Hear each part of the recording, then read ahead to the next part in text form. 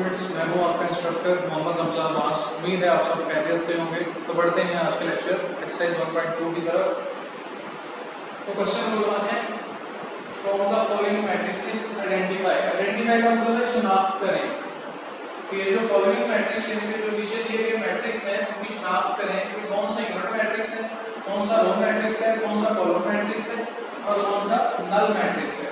ठीक है, और याद रखना है कि मैट्रिक्स की जमा जब लिखते हैं तो x की बजाय c की कैसे लगाते हैं, जब इसको प्लस के प्लूरल में लिखते हैं। ठीक है, जब सिंगुलर में लिखते हैं तो सिर्फ मैट्रिक्स, जब सिंगुलर में लिखेंगे तो सिर्फ मैट्रिक्स लिखेंगे, और जब प्लूरल शेप में लिखते हैं तो मैट्रिक्सेस।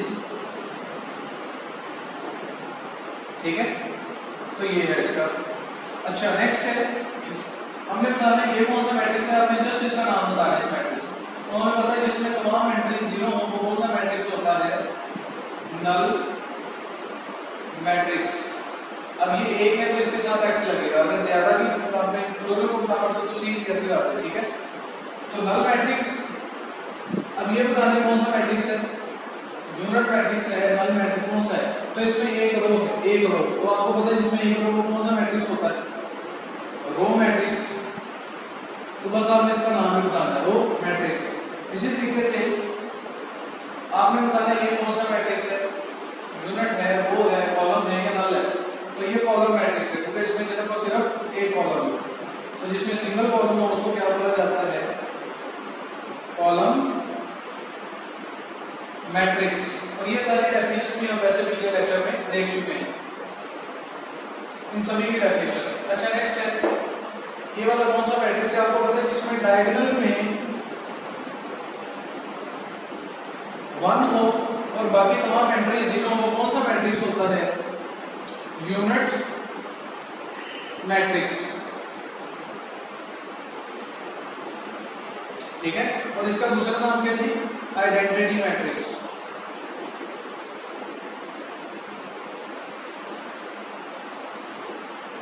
ठीक है, इसको यूनिट मैट्रिक्स भी बोलेंगे और आइडेंटिटी मैट्रिक्स भी बोलेंगे। तो ऐसा मैट्रिक्स जिसमें तमाम एंट्रीज 0 हो वो भी कौन सा मैट्रिक्स होता है जी, नल मैट्रिक्स। और जिसमें एक ही कॉलम हो वो कौन सा मैट्रिक्स होता है, कॉलम मैट्रिक्स। बस आपने इनमें इस क्वेश्चन में जस्ट आपने मैट्रिक्स की शिनाख्त करके, आइडेंटिफाई करके उनके नेम लिख देते। तो बस यही क्वेश्चन नंबर 1 का ये आंसर है सारा। ठीक है, तो जस्ट आपने आइडेंटिफाई करना है। चलते हैं क्वेश्चन नंबर, स्टूडेंट्स आगे बढ़ते हैं क्वेश्चन नंबर 2 की तरफ। कहता है फॉलोइंग मैट्रिक्स, फॉलोइंग मतलब ये जो नीचे मैट्रिक्स दिए गए हैं, आइडेंटिफाई आपने शिनाख्त करनी है, उनको पहचानना है कि कौन सा स्क्वायर मैट्रिक्स है, कौन सा रो मैट्रिक्स है, कौन सा आइडेंटिटी है, कौन सा रेक्टेंगुलर है, कॉलम है या नल है। तो आपने ये देखना है कौन सा मैट्रिक्स है। तो ये मैट्रिक्स रेक्टेंगुलर मैट्रिक्स है। ठीक है, क्योंकि इसमें रोज और कॉलम्स दोनों की तादाद डिफरेंट है, इस वजह से ये कौन सा मैट्रिक्स है, रेक्टेंगुलर मैट्रिक्स। नेक्स्ट है, ये कौन सा मैट्रिक्स है, इसमें सिंगल कॉलम है, तो इसका मतलब है ये कॉलम मैट्रिक्स है। नेक्स्ट इसकी तरफ बढ़ते हैं, इसमें 2 ही रो हैं, 2 ही कॉलम है, तो इसका मतलब है ये स्क्वायर मैट्रिक्स है। अब ये नेक्स्ट की तरफ चलते हैं। आपको ये जो है ना वो स्क्वायर तो है, लेकिन आपकी एग्जैक्ट इसकी ये ज्यादा करीब किसके है, ये आइडेंटिटी मैट्रिक्स के करीब है, क्योंकि इसमें रेक्टेंगुलर शेप में क्या आ रहे हैं, 1 आ रहे हैं, और डायगोनल शेप में जो 1 आ रहे हैं और बाकी एंट्रीज क्या हैं, 0। तो इसका मतलब है ये आइडेंटिटी मैट्रिक्स है, आइडेंटिटी। और आइडेंटिटी मैट्रिक्स का दूसरा नाम क्या है, यूनिट मैट्रिक्स। नेक्स्ट है, आपने इसको पहचानना है ये कौन सा, इसमें रोज 3 है, कॉलम 2 है। तो 3 और 2 इनके डिफरेंट है, जिसमें रोज और कॉलम डिफरेंट होंगे वो कौन सा होता है, रेक्टेंगुलर मैट्रिक्स। अब इसको देखते हैं कौन सा मैट्रिक्स है जिसमें एक ही रो हो, तो एक ही रो है, इसका मतलब है ये मैट्रिक्स। अब इसको देखते हैं ये कौन सा मैट्रिक्स है। ये एक जो है ना वो कॉलम मैट्रिक्स है, ठीक है, क्योंकि इसमें सिर्फ और सिर्फ एक ही रो है। अच्छा स्टूडेंट्स, उसने आपको कंफ्यूज करने के लिए ना यहाँ पे 1 लगा, यहाँ पे 0, ताकि कुछ इसको आइडेंटिटी कहते हैं। आइडेंटिटी उस वक्त होता अगर ये इसका जो है ना वो ऑर्डर भी होता है, मतलब अगर ऑर्डर 2/2 हो, 3/3 हो, 1/1 हो, फिर तो कह सकते हैं कुछ ये आइडेंटिटी के करीब है, लेकिन इस वक्त ये कॉलम मैट्रिक्स है, ठीक है। नेक्स्ट है ये कौन सा मैट्रिक्स है, इसमें रोज कितनी है 1 2 3, कॉलम कितने 1 2 3, तो रोज एंड कॉलम इक्वल है, तो इसका मतलब है ये स्क्वायर मैट्रिक्स है। नेक्स्ट ये कौन सा जिसमें तमाम एंट्रीज 0 हो, वो नल मैट्रिक्स है।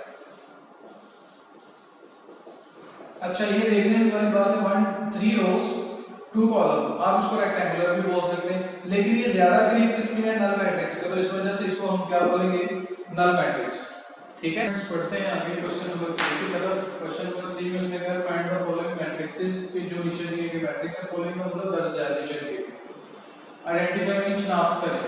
क्या शनाख्त करनी है, कौन सा डायगोनल है, कौन सा स्केलर है और कौन सा यूनिट मैट्रिक्स है, ठीक है।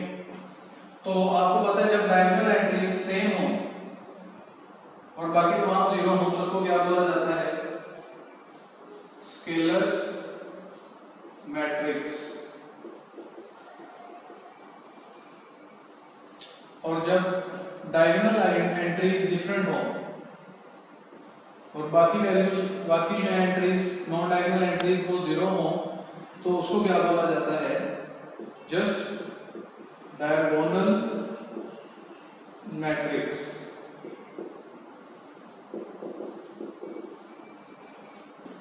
जब डायगोनल एंट्रीज एक हो, ठीक है, और बाकी तमाम जो नॉन डायगोनल एंट्रीज हैं वो 0 हो, तो क्या होगा आइडेंटिटी या यूनिट मैट्रिक्स। जब डायगोनल एंट्रीज डिफरेंट हो तो कौन सा होता है डायगोनल मैट्रिक्स।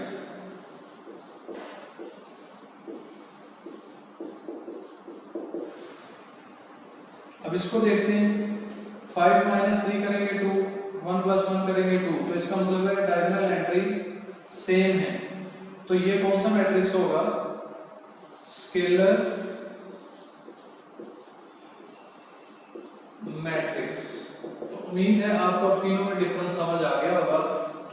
स्केलर मैट्रिक्स एक के अलावा अगर कोई वैल्यू हो और वो मैच कर रही हो तो स्केलर, अगर डिफरेंट हो डायगोनल एंट्रीज और बाकी ये याद रखना है इन सभी में नॉन डायगोनल एंट्रीज का 0 होना जरूरी है, ठीक है। और अगर ये for example non diagonal entry 0 नहीं होगी तो ये इनमें से कोई कंडीशन नहीं इसमें फुलफिल होगी, ठीक है। पढ़ते हैं क्वेश्चन नंबर 4 की तरफ और कहता है जी find the negative of matrices. आपने तमाम जो नीचे मैट्रिक्स दिए गए हैं इनके नेगेटिव मालूम करने हैं, ठीक है। तो नेगेटिव मालूम करने के लिए हमने डेफिनेशन में इसकी पढ़ी थी और ये काफी आसान है। आपने जस्ट क्या करना है इसके साथ माइनस लगा देना है, लेकिन नेगेटिव ऑफ है, और तमाम के साइन चेंज कर देने। इसका नेगेटिव ऑफ ए होगा और ये साइन जो जिसके साथ कुछ भी नाम प्लस होता है तो माइनस में कर देंगे, और 0 न्यूट्रल होता है और ये माइनस वाला प्लस में कर देंगे, और प्लस के साथ प्लस लगाएं या ना लगाएं एक ही बात, ठीक है। तो इसी तरह बी तो इसको नेगेटिव बी कर देना, तो नेगेटिव बी करने के लिए अंदर के तमाम साइन जो आप चेंज कर देंगे। तो ये माइनस वाला प्लस में हो जाएगा, ये 3 प्लस का है तो माइनस का हो जाएगा, ये प्लस का है माइनस का हो जाएगा, और ये प्लस का है तो माइनस का हो जाएगा। इसी तरीके से सी है तो आपने नेगेटिव सी मालूम करना, और -2 -6 -3 एंड -2 सेम एज आपने डी का नेगेटिव डी मालूम करना है, माइनस का प्लस हो जाएगा, और चाहे प्लस लगाएं या ना लगाएं मतलब प्लस ही है। माइनस का प्लस तो 2 का -2, 5 का -5, इसी तरीके से ई है तो माइनस ई करके नेगेटिव ही हो जाएगा, और नेगेटिव होते ही तमाम अंदर के साइन आप चेंज करेंगे, -1, -2, +5 एंड -3। ठीक है। तो स्टूडेंट्स एक बात याद रखनी है, अगर कोई प्लस वाली वैल्यू अकेली बड़ी हो उसके साथ आप प्लस लगाएं या ना लगाएं कोई मसला नहीं है, लेकिन अगर नेगेटिव वाली वैल्यू हो तो उसके साथ नेगेटिव लगाना जरूरी होता है। ठीक है। अगर फॉर एग्जाम्पल इस तरह लिखें या इस तरह लिखें तो कोई मसला नहीं है, लेकिन अगर -5 है तो -5 को -5 भी लिखना होगा, चाहे जितनी बार मर्जी लिखना पड़े। ठीक है। तो ये नहीं तो नेक्स्ट क्वेश्चन है स्टूडेंट्स हमारे पास transpose of each of the following matrices, यानी कि जो नीचे भी सारे जो मैट्रिक्स नहीं है इनके ट्रांसपोज मालूम करते हैं। ट्रांसपोज वैसे इसका मेथड तो आता है हमें कि रो को कॉलम में कर दें या कॉलम को रो में कर दें, एक ही बात है। ठीक है। तो आप क्या करते हैं, इस कॉलम को मैं रो में चेंज कर देता हूँ, 0 1 -2। ठीक है। तो कॉलम को रो में चेंज कर दिया तो इसका ट्रांसपोज आ गया। ट्रांसपोज लेते ही आप इसको कुछ छोटा सा टी सिंबल लगा दें ताकि आपको पता चले कि मैंने ये ए का ट्रांसपोज लिया है। इसी तरीके से पी का ट्रांसपोज मालूम करना तो बी का ट्रांसपोज छोटा सा ऊपर टी मेंशन कर दें और इसकी रो को कॉलम में चेंज कर दें, तो ये क्या आ गया उसका ट्रांसपोज 5 1 -6। इसी तरीके से सी का ट्रांसपोज करना है तो सी को टी सी ऑफ टी चाहे रो को कॉलम्स में कर दें या कॉलम्स को रो में कर दें, एक ही बात है। तो रो थी कॉलम बना दिया 1 और 2, रो थी कॉलम बना दिया और रो थी कॉलम बना दिया, तो ये उसका क्या आ गया ट्रांसपोज। नेक्स्ट है डी, इसका ट्रांसपोज लेना, रो को कॉलम में चेंज कर दिया, रो को कॉलम में चेंज कर दिया, तो ये इसका ट्रांसपोज आ गया। इसी तरीके से ई का ट्रांसपोज, रो को कॉलम में बदल दिया और रो को कॉलम में चेंज कर दिया, तो इससे क्या आ गया ई का ट्रांसपोज। इसी तरीके से एफ ट्रांसपोज मालूम कर लेंगे, रो को कॉलम में चेंज कर दें, मैंने पहले भी बताया रो को कॉलम में कर दें या कॉलम को रो में कर दें। इसमें आप ऐसा करें कॉलम को रो में भी चेंज कर सकते हैं, ये कॉलम था इसको रो में चेंज कर दें। ठीक है। तो ये सारे आपने ट्रांसपोज मालूम कर रहे हैं। और ये स्टूडेंट्स क्वेश्चन नंबर 6 की तरफ चलते हैं। Verify that if a equal to this b equal to this, then दो क्वेश्चंस ने दे दिए। ये क्वेश्चन नंबर 6 के दो पार्ट्स। ठीक है। आपने इस चीज को प्रूव करना है। इसका वैसे मीनिंग ये है कि अगर आप एक ट्रांसपोज लें उसका दोबारा से ट्रांसपोज ले लें तो दोबारा से मैट्रिक्स नॉर्मल हो जाता है जो पहले होता है। तो इसका सॉल्यूशन स्टार्ट करते हैं। फॉर एग्जांपल हमारे पास एक मैट्रिक्स था जो ऊपर मौजूद है 1 2 0 1। ठीक है। आपने इसका एक बार ट्रांसपोज लिया, ट्रांसपोज में रो को कॉलम में कर दिया। ठीक है। और दोबारा से ट्रांसपोज लिया, जैसे कि फिर हमें पता चल रहा है कि इसका दो दफा ट्रांसपोज लेना। ट्रांसपोज का दोबारा से ट्रांसपोज लिया तो इसको दोबारा ट्रांसपोज लेंगे, रो को कॉलम में कर दिया और रो को कॉलम में कर दिया। ठीक है। और आप देखेंगे कि जब एक दो दफा आप ट्रांसपोज लेंगे दोबारा से पहले वाला मैट्रिक्स आपके पास आ जाएगा, यानी कि अगर आप तो ये कौन सा मैट्रिक्स है ए वाला, तो आपने यही साबित करना था। हेंस प्रूव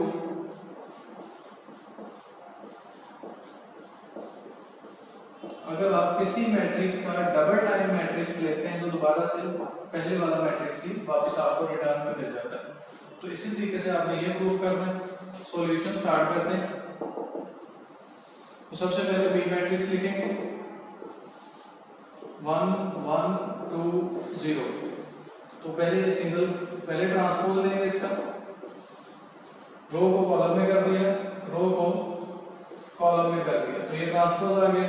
इसका दोबारा से ट्रांसपोज का अगेन ट्रांसपोज लेंगे 1 2, रो को कॉलम में, रो को कॉलम में कन्वर्ट कर दिया। ठीक है। आप देखेंगे ये और ये दोबारा से मैच कर गए, इसका मतलब दोबारा से यही वाला मैट्रिक्स आ गया, ठीक है। यानी कि अगर किसी भी मैट्रिक्स का 2 दफा ट्रांसपोज ले लेंगे तो दोबारा पहले वाला मैट्रिक्स हमें वापस मिल जाता है। बस या हैंस प्रूफ भी लिख दें कि बी ट्रांसपोज का ट्रांसपोज इक्वल टू डी। बस यही आज के क्वेश्चंस को अच्छे तरीके से अंडरस्टैंड किया होगा, और अगर कोई किसी किस्म का प्रॉब्लम हो तो आप मुझे कमेंट्स में शेयर कर सकते हैं। इंशाल्लाह उसको कवर करने की कोशिश की जाएगी। और कल तक के लिए इजाज़त है। कल इंशाल्लाह लेक्चर नंबर 5 के साथ हाजिर होंगे, और चैनल को लाइक और सब्सक्राइब कीजिएगा ताकि तमाम जितने भी लेक्चर्स हो रहे हैं वो आपको बर वक्त पहुँचते रहें। और मैथमेटिक्स में प्रैक्टिस ज़रूरी है, प्रैक्टिस लाजमी कीजिएगा इन तमाम क्वेश्चंस की। आज इजाज़त दें, फिर अल्लाह हाफिज़।